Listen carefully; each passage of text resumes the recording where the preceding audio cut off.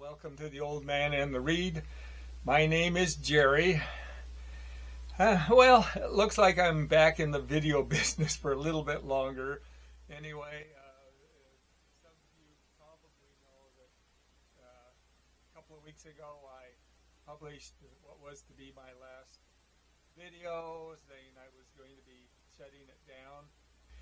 And I've gotten a tremendous response from that particular video, and so I've already done a couple more, and I think I'll just continue for a while. Just doing favorite books is basically what I'll be doing.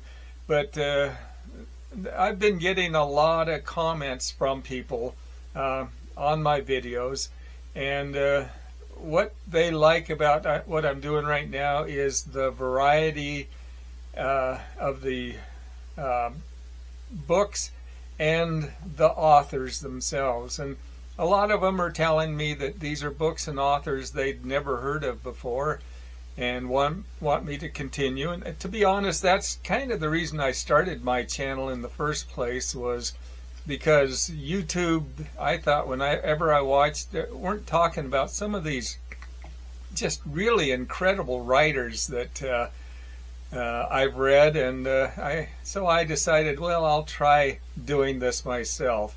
But I have to admit, some of the comments, people are giving me advice about how I present my material, because I'm not very good at it, and I realize that.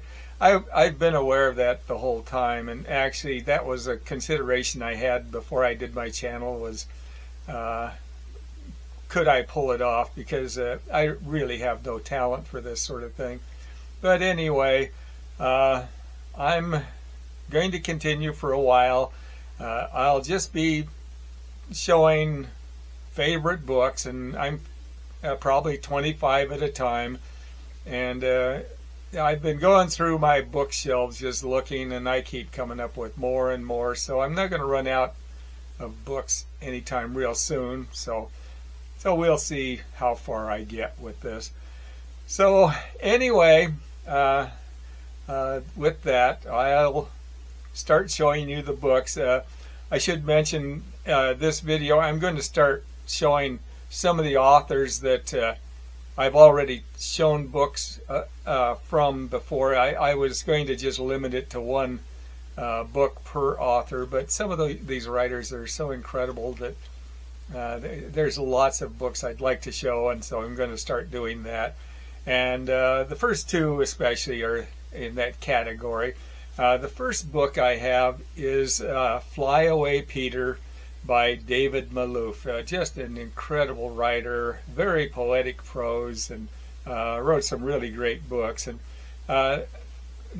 Fly Away Peter is basically just a novella, but it's an incredibly good book. It follows a young naturalist who goes to work for a property owner, and he's been hired to catalog the birds on his property.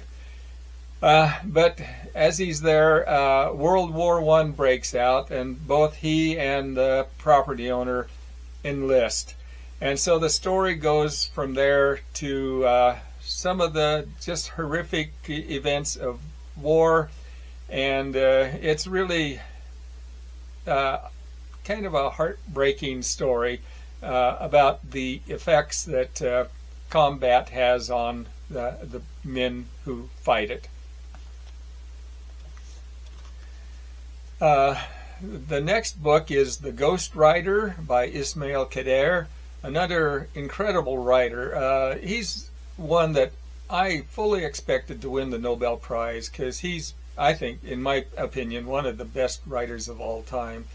But unfortunately, he passed away here just a year or two ago, and he hadn't been awarded that, so he won't be. But this is really a great book, The Ghost Rider, and it's takes place in medieval times, and it's about a young woman who appears at her mother's doorstep in the middle of the night. Now, she had been married and moved away, a long distance away, many years ago, and had lost pretty much contact with the family. And so her mother asks her how she got there. And she tells her mother that she came with her young brother on the back of his horse. And her mother told her that he had been killed several years ago along with his brothers in battle. And so she came back on the back of a horse of a dead man. And both women fainted away. And then the story continues from there. The next book is The Dark Room by Rachel Seifert. And this is really 3 exceptional stories told from the vantage point or perspective of the Germans in World War II. And the book is written in rather short, abrupt sentences and paragraphs. And some of the paragraphs I felt started about midway through where they should have. But she just magnificently pulled it through and wrote really a beautiful book. The next book is The Book of Goose by Yi-Yun Lee. This is a story about 2 young women from who grew up in rural France. But it begins in the early 50s. I should mention this is a woman, Agnes, whose friend Fabian she had just learned had died, and so she's reminiscing about their youth. So it begins like in the early 50s, and she's remembering how her friend Fabian used to dictate stories to her, and then Agnes would write the stories down. She wrote them because her handwriting was better. And those stories then drew some attention and got published and became a hit. And Fabian just told Agnes to take full credit for it. She didn't want to be involved. And so Agnes was called a child prodigy back in that time. The next book is Selected Poems by Gabrielle Mistral. Just an incredibly good poet, one of my favorites, and this is really an exceptionally good book of poetry.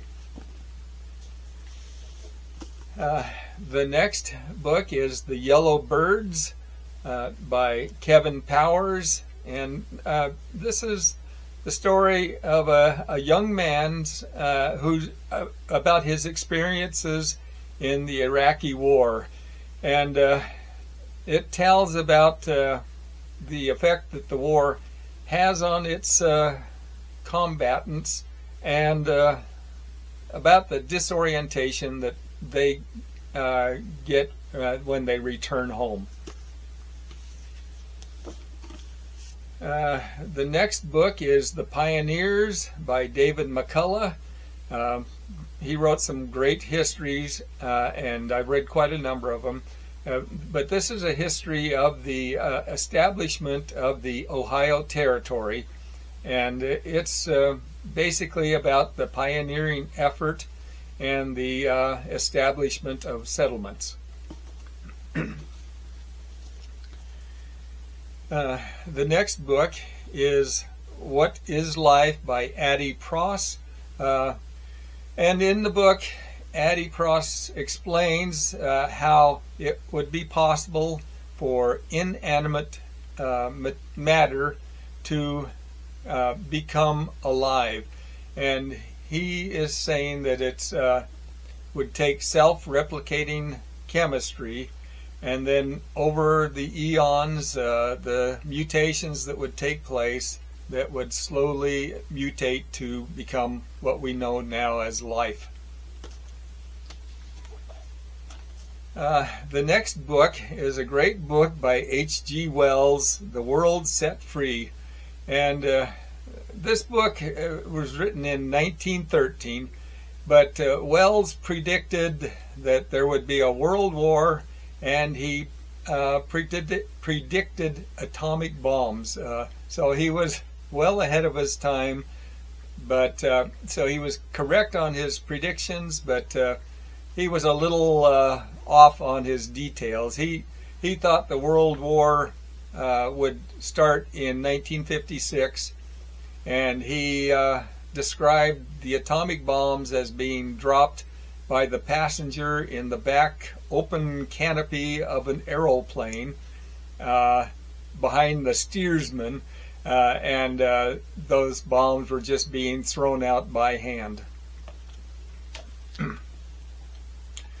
The next book is Waiting for Godot by Samuel Beckett, and this is a play. I'm not a real fan of Samuel Beckett usually, but I thought this was really a brilliant book. But it's a play about two men who are waiting for a man who may or may not show up. And the play is really just the interaction of those two men, along with a couple of minor characters who appear in the play. The next book is Kate Vaden by Reynolds Price. This is a story that begins with Kate Vaden at the age of 57. And she's waiting, hoping to meet the son that she gave away as a baby 40 years before. And then the story goes from there, and it recounts all the events in her life that led up to that situation.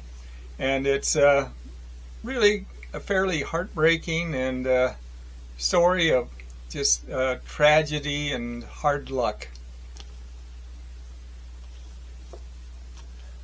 The next book is Hourglass by Danilo Keys. This is a book that's broken into chapters that are 4 different, very distinct narratives going on in each of the chapters, alternating throughout the book. But this tells the story of a man known as E.S., and he's a Serbian Jew living just a really very desperate life in 1942. And he realizes his prospects of probably going to a concentration camp.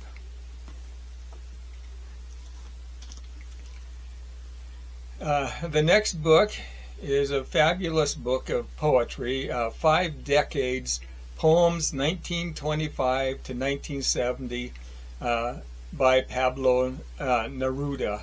And it's just an exceptional book. It's pretty much it talks about his entire career of poetry, and it illustrates how his earlier work was fairly abstract, but as the years went by throughout the book, they became progressively more narrative poetry, and that's really the type of poetry I enjoy. The next book is The Lost City of Oz by David Grann, and this story, it's based on actual facts, but in 1925, a man named Percy Fawcett and a small group of men with him set off into the Amazon to search for a fabled ancient city known as the City of Z. And those men never returned and were never heard from again. And so David Grann decided he wanted to investigate this, and he set out to organize an expedition to go in search of trying to solve what happened to that missing group.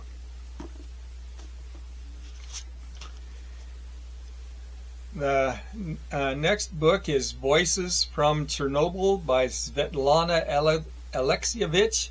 A great writer. I've read several of her books, and they're all written as interviews. She's a journalist, really, and so her books are more of her just interviewing people, and then she just writes down what they say. But this is about the experiences of people who were there and survived the nuclear meltdown that occurred in Chernobyl. The next book is Salvage the Bones by Jesmyn Ward, another really exceptional writer. I've read pretty much everything she's written. And this is the story of a very poor, dirt poor family living near the coast of the Gulf of Mexico.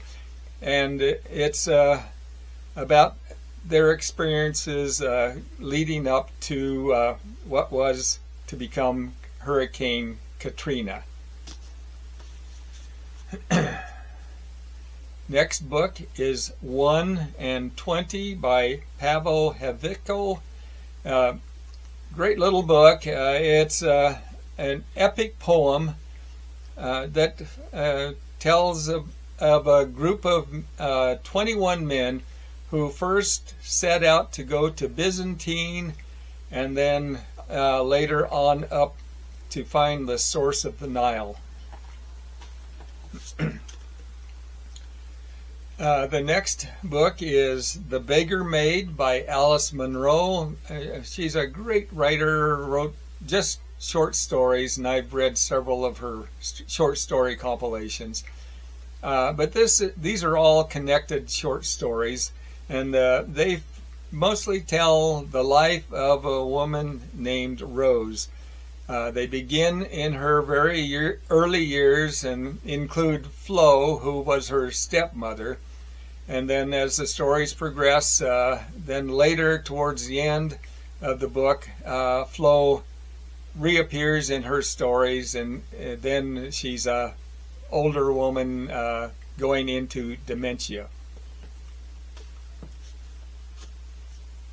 The next book is The Plague by Albert Camus. This is a book about the bubonic plague, but Camus is more writing about people's reaction to the disease itself.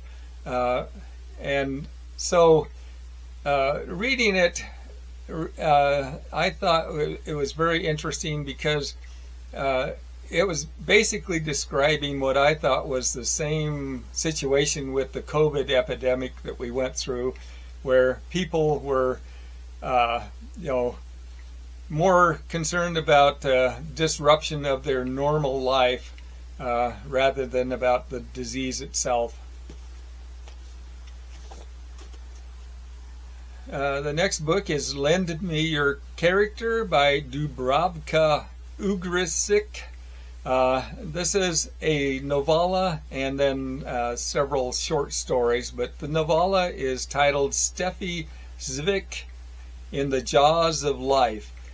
And this is about a young woman living a very dull life and attempts to liven it up by improving her love life. And there's a whole series of very humorous tales about different men she went with, and it was really humorous. And I thought what was especially funny was Ugrisik likes to include herself in some of her tales, and in this she explains to Steffi why she didn't write a story about her meeting the man of her life.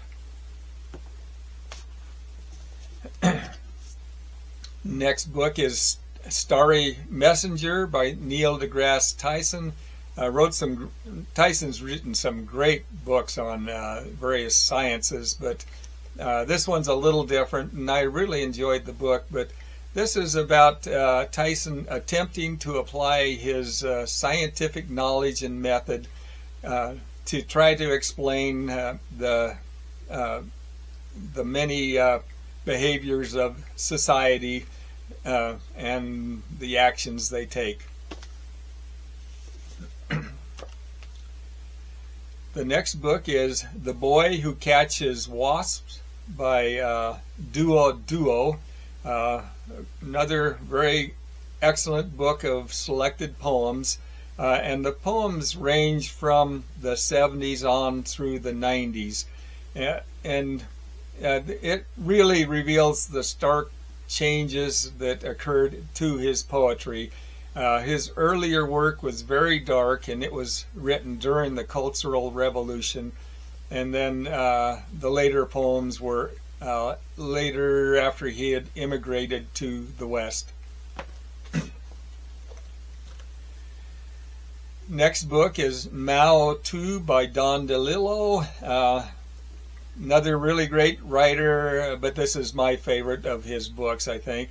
But it's about a reclusive author who's having trouble finishing the current book he's been working on, and so he takes it upon himself to try to obtain the freedom of a hostage that is being held by terrorists. But like any of DeLillo's books, it's more than just the storyline, and he was talking really about the very turbulent and troubled times we live in. Next book is Motherless Brooklyn by Jonathan Lethem, my favorite Lethem book. And this is about a young man, Lionel, and he suffers from severe Tourette's syndrome, where he shouts out random nonsensical words and likes to touch things. But the man he's working for is murdered, and then Lionel decides to set out to try to find the murderer. And it's a really great, twisted little story with lots of just great characters. And the last book I have is Sapiens by Yuval Noah Harari. This is just a great compilation that covers the entire history, entire history of humanity, basically, and it's I think filled with just some really great insights. And one I especially liked was his theory that sapiens hadn't domesticated, like the potato and rice and wheat, but those plants actually domesticated sapiens. But those are 25 of some of my favorite books, and so I want to thank you for watching the video, and hopefully I'll see you on another. Thanks.